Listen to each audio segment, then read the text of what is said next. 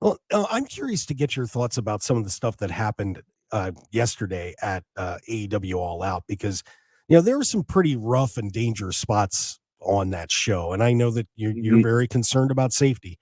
What did you think about some of the things that happened in those matches yesterday, like the cinder block and the syringe and the plastic bag and all those kind of things that came out yesterday? When you were watching that, what were you thinking as someone who's been in the business and helped put together matches? I mean, my first thought is I think the guys are working extremely hard, but I think sometimes you may take too much of a risk or push the envelope just a little too far.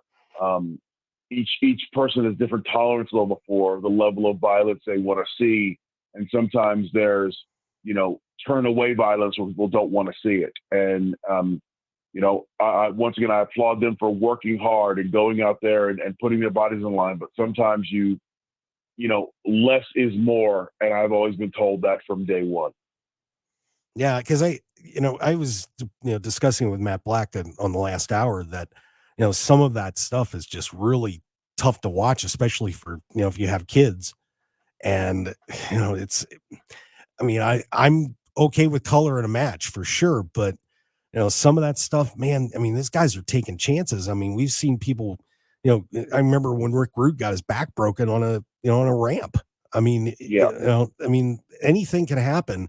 And, the last thing you want is, something to happen to one of your top stars, but at the same time, you're telling the story too. So that's a pretty tricky balance to hit.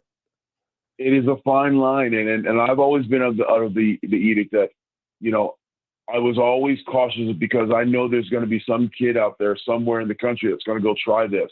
We put out all the advertisements, don't try this at home, or they're highly trained professional athletes. But, 99% of us all grew up rolling around our backyard, play wrestling. So I don't want to see someday where some kid is out there doing this and something, bad happens because they don't have the proper training to handle the fall or the impact. So it's a fine line for sure. And kudos to those guys for putting out their bodies on the line. But at the same time, once again, less is more. Hi, pro wrestling fans. Mark Hoke here. I'd really appreciate it if you would take a moment to join the Mark Hoke Show family, and please click on the subscribe button below. Also, please stick around and check out the incredible sponsor of this video. Thanks for joining us, and we'll see you again on the Mark Hoke Show YouTube channel.